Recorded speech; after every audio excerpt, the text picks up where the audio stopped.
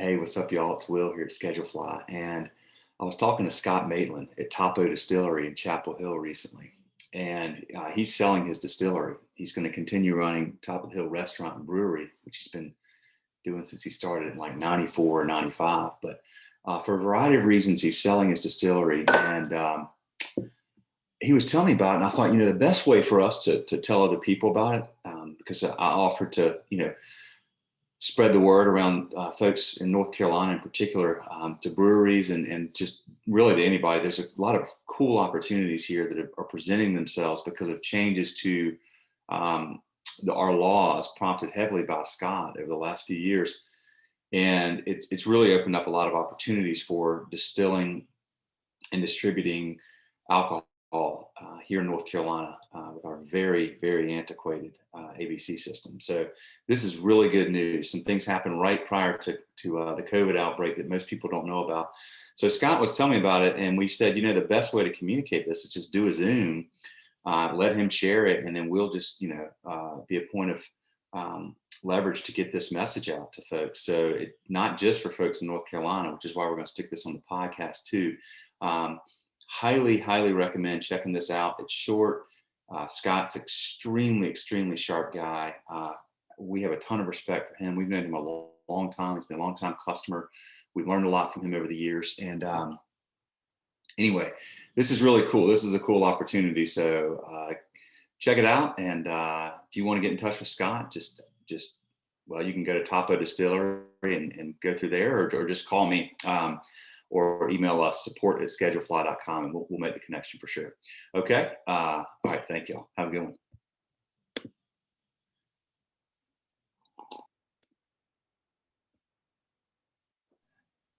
Yeah. What's up, man? What's going on, man? How you doing? I'm doing great. How are you doing, buddy? Oh, man, I'm good. We actually just got done with our third of this new series we started called Rockstar Women of Restaurants.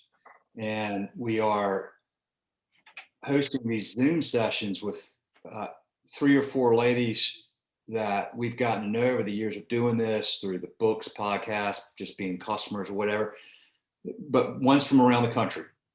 So we get them together on a Zoom and we just talk about, not just being a female owner, but just getting females that are owners together to talk about the business. Sure. And been a lot of fun, man, learning a ton. And it's great to see people that have never met each other get on a Zoom. They have one common thing. They're in restaurants. They're in different parts of the country. And it's just amazing how quickly they connect, appreciate each other, learn from each other, share ideas with each other. I mean, just awesome. Very cool. That's great. I honestly have felt a little besieged. And I've identified myself when I start feeling a little overwhelmed, I kind of close it down a little bit. You know what I mean? And hopefully I can start reopening back up and start making more connections. It's just it's just brutal though, right? Well, I mean, so we'll get into what's going on with the distillery there, and then you've got Top of the Hill Restaurant and Brewery. I mean, I actually thought about we serve so many breweries. I mean, they're everywhere now, and you've been doing it forever. Actually, we were thinking about these series like this Rockstar Women, like finding people that have like interests or types of business. So I actually thought about doing one for brewers from around the country, just to, you get people together that are smart and have a similar interest and passion, and then good things happen, right? So we may do that, but so we decided. Before I forget, a thought hit me, and you would be the guy that could pull this off, or but back in the turn of the century, man, there was an actual brew pub convention, right? Where like you would go and they'd have trade booths and you'd walk around and you'd, see people, and it was just for brew pubs. And ultimately, I think it only lasted 4 or 5 years. And at the time, I guess maybe there wasn't just enough business or whatever, but obviously now there's a hell of a lot more brew pubs than there were in 2000, 2001. But, building on what you're talking about, that idea of a trade show or something, but maybe, this whole Zoom thing has, taught all of us that so much of what we thought had to happen in person. Like, so Mm. I've got a buddy who's just leasing space for just a month or two. He won Shark Tank. You got to meet this guy. He's really cool. His name's Josh. Oh, you told me about that guy. Yeah, yeah. Yeah. So what was interesting is he just got into Target, and so last 2 days he's been doing a virtual trade show as part of the one of the new Target vendors. You know what I mean? And so like you got a virtual booth and people are coming by and meeting and all that stuff. And yeah, my first reaction to it is like, what the fuck? But like I said, I think we've all like in some ways Zoom has made it that it's easier to interact with people. I mean, Yes. No doubt so about it. No doubt. so the idea of now that we've got the ability to sell things online, do all this stuff online, what I mean, like you ask yourself, well, yeah, I mean, yeah, we love going to places, but the idea of having a trade show or that type of thing, and you being able to segment it out, say, hey, here's the brew pub trade show versus a brewery trade show, because the two are different, right? I mean, like I don't know, it's just something to think about. Well, okay. Just to ask you about that real quick, the brew pub trade show. Who was that for? Was that for brew pub owners or was that for the public? Was that a It was for brew pub owners to come and like, best practices, what are the equipment, what, Yeah. POS systems, technology to brew with. And obviously now you'd have, canning, people that are doing packaging, people that are not doing packaging. You have speakers talk about sales mix and how do you innovate, in terms of, because brew pubs have an interesting challenge in the sense of, well, how many taps do you have, and how, like in my case, I've only got 6 taps. So how innovative do I want to be? Because at some point, like if I've just got a bunch of really whacked out beers, then I may hurt myself. You know what I mean? But if I don't have anything that's kind of interesting, or a little more cutting edge, then I'm kind of hurting myself too, right? That type of thing. I mean, there's just perhaps some meat on that bone for you in terms of best practices and all that kind of stuff. I don't know, just throwing it out there. No, dude, that's why. Yeah, I love that. Because wow, so many thoughts go through my head when you mentioned that. We've always felt like there's value in our network or whatever you want to call it of customers, Yeah. right? And because it's so fragmented, everybody we serve has got one location, 2, 5, whatever, 10 at most probably, but we always find it to be really interesting when you, like I said, with the Rockstar Women thing, where you get these folks together to share ideas. They learn from each other, we learn, and y'all are all of you and everybody that's your peer is typically so immersed in what you do. It would have been hard to do that in person because do you have time to go to a thing? Phone calls are one thing, but man, these Zooms are when you can really connect with people. You can see them. It just that level of connection is why we remember the film series we started. Yeah. It started because folks like you and Dave Query and some of the folks that we interviewed for the book, we always felt like, okay, the book's good, but like you can't hear the inflection in their voice. You can't, like, once you really, what I heard doing those interviews was very different than how somebody might read that on paper. So we thought, well, what are we filming? Because then you can really see where these guys and gals come alive. And that was really cool. And then that gets challenging, but now we can, the Zoom thing, this is why, okay, so here we are. You and I are doing this right now for the sole reason that you've got a business opportunity, right? And I was like, well, maybe we can connect you with some people that might be, and then we went, well, why don't we just Zoom it? Because we can put the Zoom out there and it's like an unlimited audience and you can really showcase, what you have and why it's important. It's so much better than like an email. Like you sent me an email and I was reading it and I was like, yeah, but that's different than hearing Scott talk about it. I know Scott. Like that's right. No. And I literally, when you suggested this, I was like, holy shit, why didn't I think about that? Yeah. The thing that I think about a lot that I don't do is I think about how you said that you and your partners communicate via voice message, text, Yeah. right? I don't know if you still do that or not, but the lesson from that is that idea that the text can be misunderstood. That Oh, right? yes. And so that next level there, so much more communicated. Um, Yes.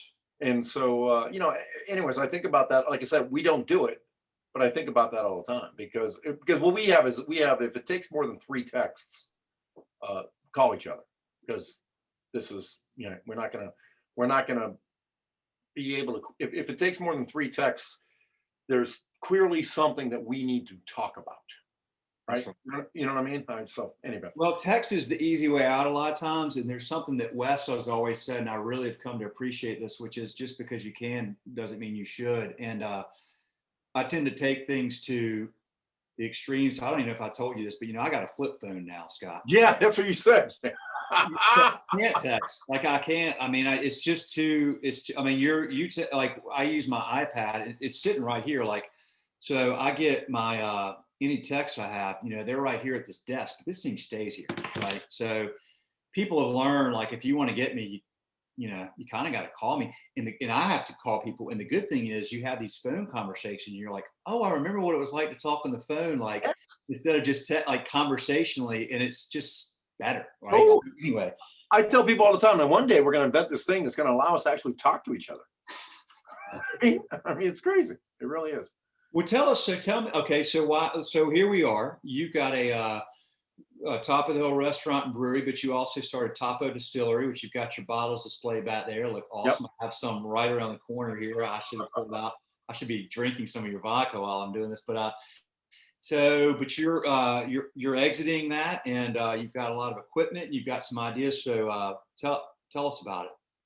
Yeah. So a little known fact about Top of the Hill is we were the second brewery in the country to put microbrew beer in a can. And I did it on a very small level. In fact, I learned about it at a brew pub conference. I was the first guy to buy a canning machine from um, Cask canning lines or whatever the hell they're called. But in any event, I was doing that, and in the process of realizing, oh wow, I can actually sell this and build a brewery. So I'm looking at building a brewery to support my canning operation. And in the process of that, realize if I do a distillery instead. So now this is like 05, 06. If I do a distillery instead, I can use all local ingredients. And I thought to myself, I could kind of be, instead of being a brewery that just follows in the footsteps of a Sierra Nevada or a New Belgium or something, maybe by being a distillery, I could be the distillery version of that type of organization, be on the cutting edge. And problem is that it took a while to launch. I got delayed by the town by 3 years, and when I started this thing, it was going to be in one spot, but then I had the opportunity to buy a building. I bought the old Chapel Hill News building on Franklin Street, but I had to put together a company to do that. And to make a long story short, um, when we got the distillery opened, I didn't understand the specific challenges in North Carolina about micro distilling. And in every other control state, micro distillers were very, very successful. But in every other control state, the state owns the ABC stores. And I did not realize that in North Carolina, we franchise those out to counties and municipalities. So Catoctin Creek, which would be like my twin in Virginia, Catoctin Creek Distillery, when they go to Virginia and say, hey, we've got this distillery, we want to be in the stores, Virginia says, oh, this is fantastic. You've got jobs and a tax base for us. We're going to put you in all 400 stores. Boom. And we're going to train our people how to sell it. In North Carolina, on the other hand, it was, oh, you're in the system, but now you got to go out and sell to 170 different boards. There was no like state, like, hey guys, bring these people on, that type of thing. And so immediately for the past decade, I realized we just needed to change laws. And starting in 15, we were able to change laws. In my mind, we had to change the laws so that distilleries could operate like breweries, right? And in 2019, from a law we passed in 15, another one we passed in 17, and another one we passed in 19. We have basically created the equivalent of a micro distillery restaurant, just like you have a brew pub. So the ability to do that now exists. Then, of course, COVID hits, and I had that separate company that owns the building, and it was time for us to sell the building. And so I needed to move the distillery. I thought I'd lined up a place to move it relatively closely. That fell apart for lots of reasons. I'm unable to find a good place for it close to me.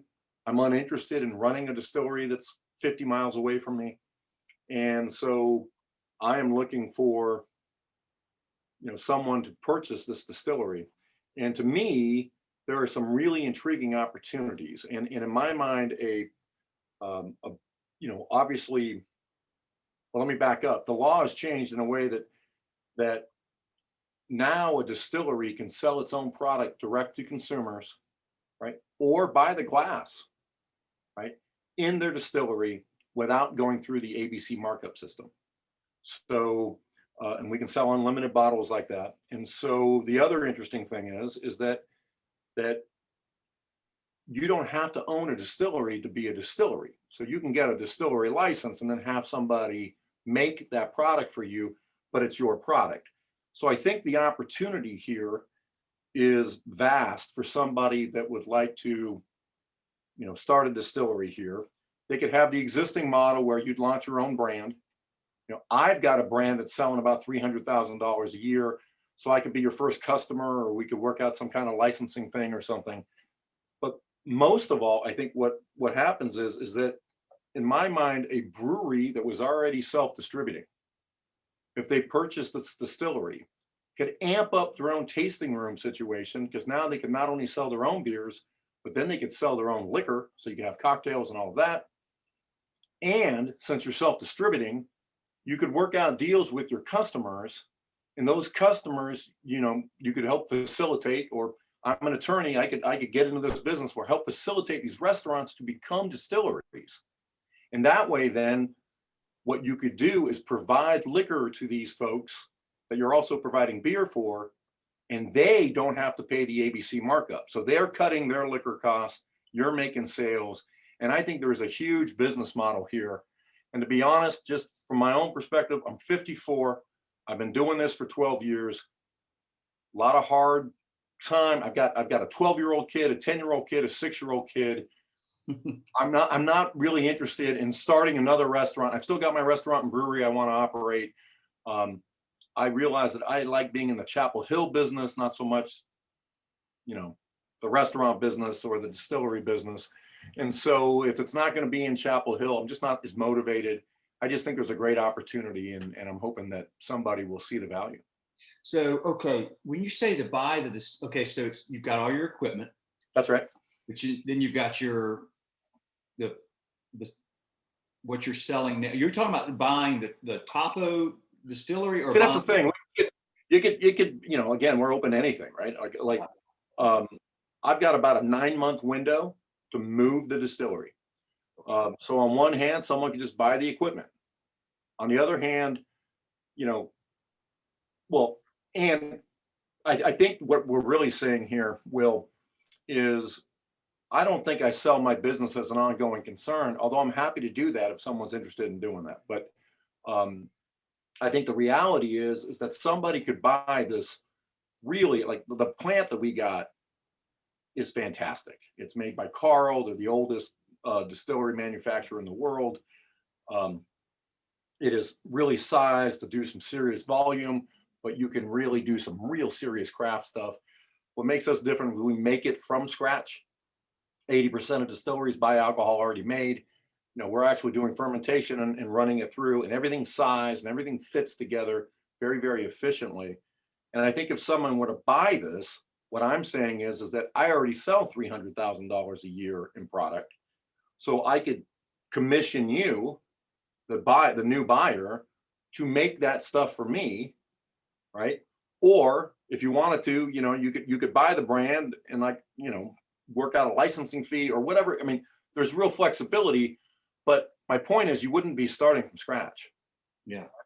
And the biggest thing is that, I've got a great distiller, and my business partner Esteban is very interested in staying involved in this space as well. So, you know, it's almost like, hey, it's a ready-made, you know, business model ready to go. If there were folks that, I mean, basically, we just need to go through another recap. And I already went through one capitalization. Just like going back to the canned beer thing, I was 5 years too early on that canned beer, right? And I was trying to get people mock me, people in the brewing industry. Um, um, Jim Cook owes me $100 because I had lunch with him at a brewers convention in 2005, and he told me, you know what, you're putting microbrew beer in a can, and he had just come out with his beer drinkers bill of rights, one of which was beer should not come in a can, right? I like And it. I bet him $100. I said within 10 years they're going to be putting Sam Adams into a can, and sure enough, 9.5 years after we talked, he was putting Sam Adams in a can. So I was just a little too ahead of my time. I feel the same way with distilling, Yeah. that I was kind of on the bleeding edge, and I don't mean to make this about me, but I honestly think that if you asked anybody, they would say that I was the prime mover in terms of changing the laws. I think I've teed it up. I just don't have the energy to actually tee off. Oh, you definitely have been. No doubt about that here in North Carolina. Okay. So this is really something for somebody in North Carolina because of the way the laws are set now, Well, I mean, every state's got different laws. And so if someone were interested in doing this somewhere else, again, state law drives alcohol law. And so there are other places that this could work really well. where are you on now? How many states are you in? At one point, we were distributed in 11 states and Japan, but we backed off, and now we're just in North Carolina. Okay. But yeah, so going back to your question, though, there are plenty of places where micro distilleries are doing well. Historically, in North Carolina, they haven't done that well, but I don't think that the full implications of the law that we passed in late 2019, because COVID hit. Yeah.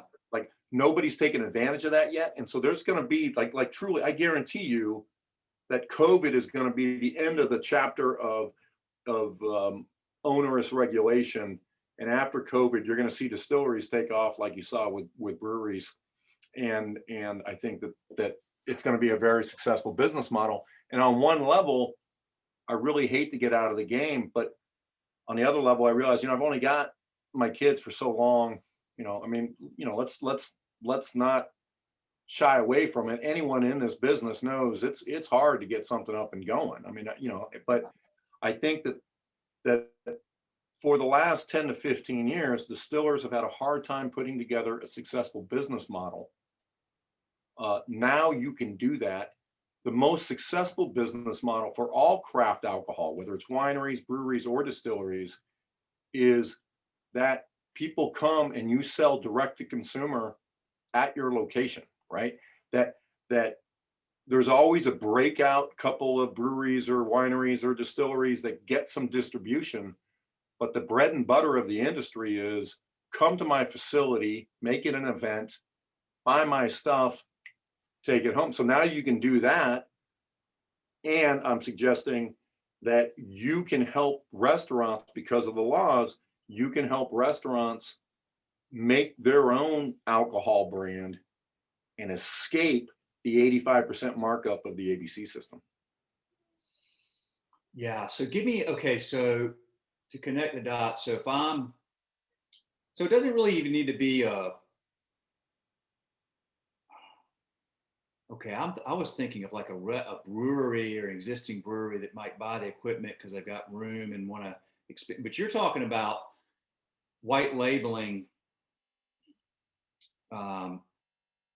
these alcohols so that if I'm a restaurant in Charlotte, North Carolina, where I am, or down here in Waxhaw, I could have a branded bourbon that's from my restaurant. It's just white labeled. Yeah. So I mean, you could do it any way you want. You could be as complicated as you wanted. But what I think the way that I would do it would be you would have a stable of product, we make wheat whiskey, but you could have a bourbon, a wheat whiskey, a vodka, a gin, etc. And that would be the one that, you know, I don't know, call it the, you know, uptown, the uptown pub could have their branded alcohols, right? Another place in Salisbury could have their branded alcohols. And the key to all of this, though, is, and you know, like let's take my vodka. It's $29.95 in the ABC store. Excuse me, $28.95 in the ABC store. And then, of course, the ABC, you got a mixed beverage license markup. It's got to go up $3.75 from there, right? A distillery doesn't have to do that. Okay, a distillery doesn't have to pay the ABC markup. So I pay that. I sell my bottle of vodka that goes for $28.95 to the ABC store for $15.17. Right. Ultimately, that bottle of vodka costs the restaurant like $32.70. Why? Well, because you got the mixed beverage markup as well, right? So if the restaurant were to pay its I think it's $200 a year license to become a distillery, then worked out a production agreement with whoever owned my actual distillery, then you could be basically selling them bottles of booze for $15 and everybody wins.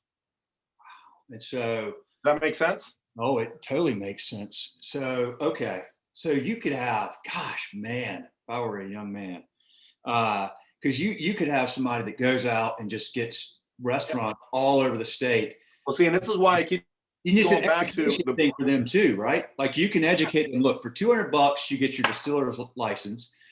I'm producing the alcohol. You tell me what you want, vodka, whiskey, whatever. We work out a deal. We work out an agreement that you're purchasing some volume, and then I'm going to the next restaurant, and everybody's got their own branded. And right, and then to me, and maybe I'm oversimplifying this, but to me, if I'm a brewery that's already doing my self-distribution, right? As we know, the problem with self-distribution for breweries is you don't have enough SKUs. You know, if you're doing self-distribution, like I don't see self-distribution as being the linchpin to this, but I see it being the cherry on top. If you're a brewery that's doing self-distribution, well, the problem is you don't have enough SKUs. So it's difficult to make your delivery runs be profitable because there's a limit to how much you are dropping off at every delivery stop. So now you branch into being a distillery as well. What you've just done is you have really increased the value of each stop on that distribution route, right? Because I figure if you've already got somebody as a customer for your beer, selling them this with the same salespeople, all of that kind of stuff, right? You've already got a sales force in place. You've got a distribution team in place. Adding these extra SKUs with this incredible economic value you provide the customer seems to me to be a no-brainer. Yeah, for any brewery, that would make a ton of sense. Okay, so like you've got this equipment there in the building that you're in right now. Yeah. How much space do you need to house all this effectively? And like, let's say you were going to build, you have your own, and you weren't already a brewery, but you some enterprising group of people watches this and it's like, man, let's buy that, put it in a warehouse and start doing this ourselves. So the production facility is, our entire production facility is in 5,000 square feet. 5,000 square feet. Right now the reality is you're going to want to take advantage of tasting room, tchotchke, all that kind of stuff. So I imagine, well, what we do is we run it in an 8,000 square foot facility, 5,000 production, 3,000 square feet extra stuff, right? Offices, whatever.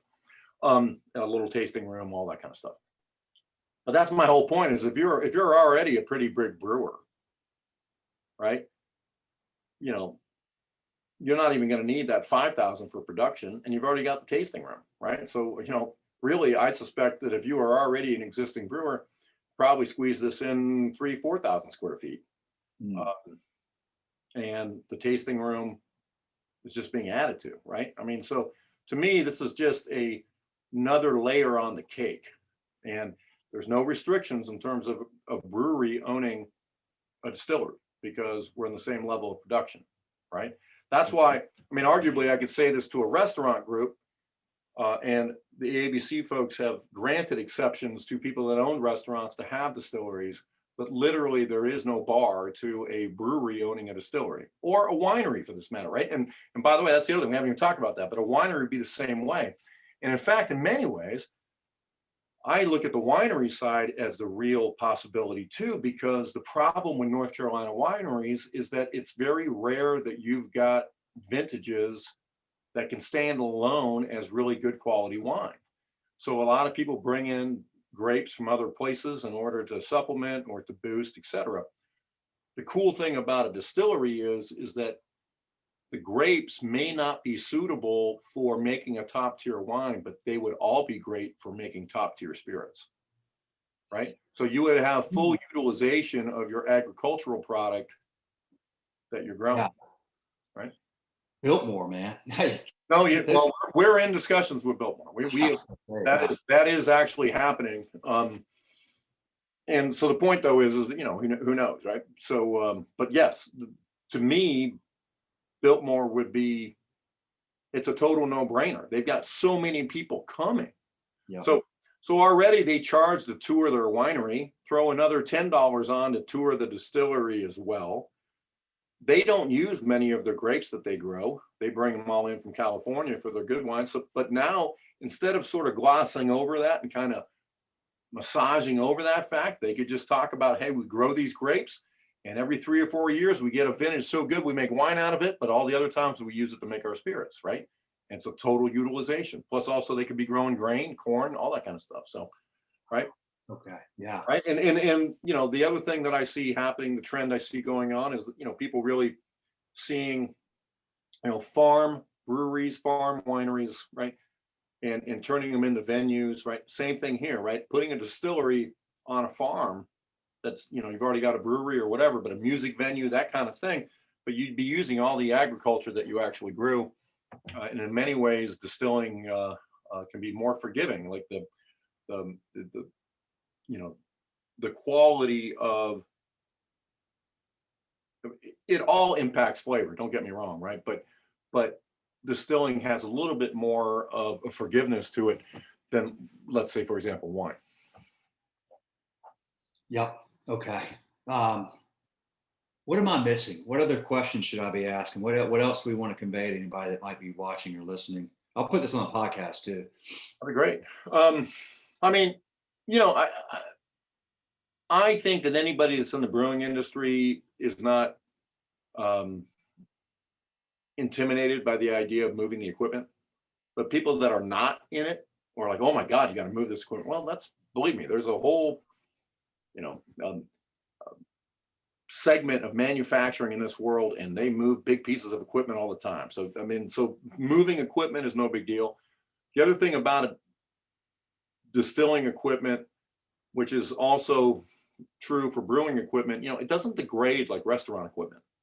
You know what I mean? Like a piece of restaurant equipment, it's got a life to it. You know, brewing equipment, distilling equipment that's been well maintained, you know, there is no, oh shit, this is used. I get no, you know, and in many ways, sometimes used is better, you know, it works well. So I think the big thing that we've got for people here in North Carolina is, you know, we're open to negotiation. I've got to make this happen. I'll make this happen in one part or another. It would be a crying shame to see this just auctioned off by the piece, but if we have to do it, we will.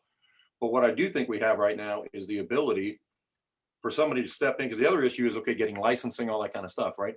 So again, depending on how we want to structure the deal, someone could come in and literally take over from day one, and we could handle all that licensing stuff. And there would be no delays in terms of waiting for equipment.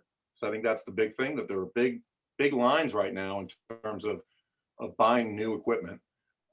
Buying used equipment, the problem is sizing it correctly, making sure it all works together. Hey, this is all, you know, obviously we make a lot of it, right? I mean, it's all paired. You don't have to worry about something not quite fitting right. And so I think it's about as easy as it can get. It's a you know, you could buy this thing and you'd be continuing to have sales, and then you could grow other legs of the business model. I think it's kind of about a simple, if you wanted to get into this industry, this would be about the most simple way to do it. Are you in every? How many ABC boards are there in North Carolina? 170. How many of those have approved your? Oh, we're almost on all of them. Yeah. I mean, we're all over. I will tell you that, some ABC systems are more friendly to micro distilleries than others. But yeah, we're there. Mhm. Okay.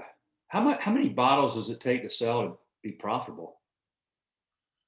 Well, it depends on your overhead, and downtown Chapel Hill ain't exactly the cheapest, right? So, um, you know, so I think that uh, we're selling about 300,000 a year, and we are just under break even right now. You know what Three I mean? hundred thousand dollars. $300,000 a year. Yeah. So what is that? 10,000. Is that right? 20,000 bottles, 15 Yeah. bucks a bottle. Is that right? Okay. Yeah, that's right. Mhm. Okay. Got it. But your overhead is, how many staff does it take? Oh, not at all. That's what's so great, right? Like I've got, at one point I had 150 people working at the restaurant and brewery, and we've run the most we've ever had is 5 down here at the distillery, Yeah. right? So And what do then I think the big thing for me too, the thing that if I were to do this over again is, you know, you would think being in downtown Chapel Hill, you would get a lot of foot traffic and all that stuff, and you really don't. Um, so I think if you position this as really taking advantage of making a tourist destination. I think when people come to Chapel Hill, there's so many things to do. Like I'm here to see my kid Yeah. at school, go to the game, all that. Yep. We're, I can just imagine a different situation. Well, you would think somewhere. I'm looking at something. I don't. I want to. So I have a buddy who's in the business. Told him about your stuff yesterday. They have this place. You mentioned a destination. He sends me this. Asked if they need any equipment. He said, "I don't think so. We have this place. This whole place. Uh, Castle and Key. Have you ever heard of this place?" I haven't. Is it here in North Carolina? Dude, it's some old, no, it's in Kentucky, this old distillery, and it was like run down. Yeah. Then these guys, let me see if I can pull this up. These guys bought it. It's called Castle and Key, castleandkey.com. But it looks like an old castle. So you, you go there and it's like a destination. Like it's more than just, it's a place to go and people go. So anyway. And by the way, that's one of the interesting things. That's how the laws changed, right? So when I start working on this in 2009, we're not even able to give tours, let alone sell bottles. Yeah. Right. So the idea of the plant wasn't like, hey, let's have it where it's going to be more retail. You know what I mean? So now knowing what we know and given the laws, hey, what you want to do is you want to make this a destination, a fun place to come. Yes. Can you see that? Oh yeah, look at that. That is so cool. It was like an old run. They just Wow. looks like a castle. They restored it, reimagining how Kentucky spirits are presented to the world. So you go there. I mean, it's like, you go visit this place. But anyway, okay. Yeah, I mean, that would be cool here. Like your point about the winery is good because, somewhere I would imagine out on a farm or somewhere where you go and stay, but there's so many opportunities. I really like the idea of again, you're always so far ahead of the curve. Well, to my detriment, right? Well, there's a balance, right? Like there's the innovators, there's the early adopters, and there's mainstream acceptance. And you're always on the innovative side of that. And sometimes you can just be, just way ahead. I mean, well, I'll tell you the other piece that we're way ahead on is that our brand's organic, right? Right. And I got to tell you that alcohol is the only category of food and beverage that organic has not completely revolutionized. And when I say that, even liquor, right? Because liquor is the only one, because even in wine and beer, organic's making real headway. Although it had some real problems with wine, but now it's back again. And what I was surprised at was the lack of customer understanding. Like even chefs that were dedicated to the idea of local and organic, when it came to liquor, they're like, yeah, have Grey Goose or something. Like they didn't understand that liquor is a farm product, right? That this is what it really is. And I think that makes sense because by and large, 80-90% of the liquor sold in the United States is not a farm product. It's treated like it's a chemical, right? Yeah. So So now I think that we've done, I sort of look at us like St. John the Baptist, right? Like, hey, we're walking around letting people know this is coming, and everyone's looking at us like we are strange. I had a distributor in Delaware for 5 years. And then finally we pulled out of Delaware, and then we were gone for like 6 months. And the guy called me up and he said, dude, I just realized that you make your own stuff. And I go, yeah, well, you distributed us for 5 years. That was the whole shtick. We made our own stuff. And he goes, yeah, everybody says that. But now I realize that you actually did it. And I'm like, yes, right? And so people don't quite understand. And now what's wild is I sit at home and I see Michelob advertising organic beer. Yeah. I'm seeing organic seltzers now, all this kind of stuff. And so I think the feeling was, hey, if I'm drinking alcohol, I'm going to stop worrying about whether or not they saw drinking, the customers saw drinking as a vice. So they don't think to themselves, okay, I'm going to look for the virtuous vice. Ironically, though, if you're worried about organic, if you're adopting organic to avoid pesticides and all of that kind of stuff, it's actually the alcohol where you should be most concerned, because this is where it can actually be concentrated and impact you more than it would in some other scenario. Because that pesticide that rides along that raw agricultural product, if it survives distillation, it's going to be concentrated. So this has been the thing that we've been out there talking about, and everyone just thought we were crazy. And honestly, I'm just tired and I want to focus on my kids right now. But I think that message is starting to launch. I really do. So my point is that if somebody that were to buy this, they don't have to keep that going. But if someone were interested in being an organic distillery, well, we created the organic wheat market in the state of North Carolina. We pioneered the idea of being locally sourced and organic in the South.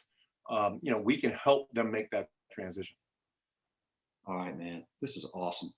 God, good opportunities. I think the idea of well, that's why I said you're ahead. Like, it's a wide open market now, though. If you can buy a distiller's license for $200 as a restaurant, you've got somebody that can white label your. Well, that's the state level, right? Then you got the Fed, you got the feds and all that kind of stuff. But the point is, it's not expensive.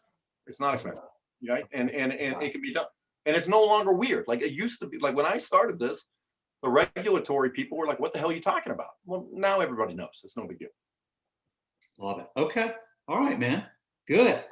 Hey, man, I appreciate this time. I've got actually, believe it or not, I'm speaking at a Rotary meeting, Zoom at 1. So I'm going to have to take off and get ready for that. But I appreciate you taking the time to talk to me, man. Thank you so much. Rotary. That's the Chapel Hill business right there.